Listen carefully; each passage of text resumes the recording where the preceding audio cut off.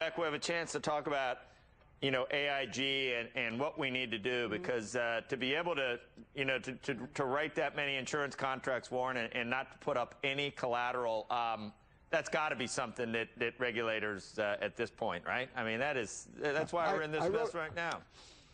I wrote Congressman Dingell in 1981 about it when they were. They about are dangerous. AIG or about derivatives? It was actually about trading the S&P 500 and what the dangers you get into when you allow people to leverage up like crazy, which derivatives allow you to do. We put margin requirements in the United States after 1929. We said that 29 was a terrible crash. It was partly brought on by the stock market, and that was partly brought on by the fact that people were buying stocks with very little down payments.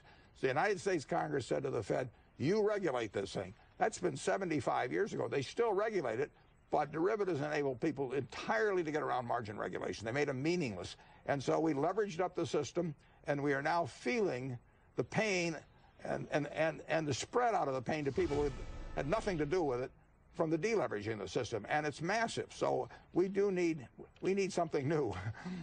Part of the reason AIG was able to do that was because of its high credit rating. Absolutely. At that point. Yeah. You're not suggesting necessarily they changed the rules on how much people have to put down based on their credit ratings, right? You benefit from your AAA credit rating. Yeah, although you benefit less these days than before. But AIG had this AIG financial products. When I bought Gen Re, they had something called Gen Re financial products. They had 23,800 contracts. Hell, I couldn't understand, 22,000 I'm probably going to spend, and I know I couldn't get my mind around it.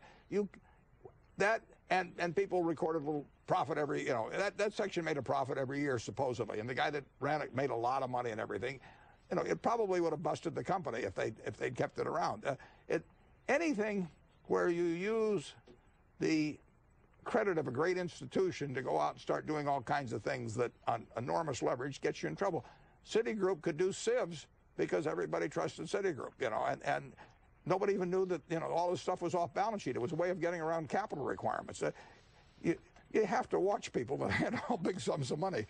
Okay, well, we have a lot more to talk about this morning. In fact, when we return on Squawk Box, we will be back inside the mind of one of the greatest investors of all time.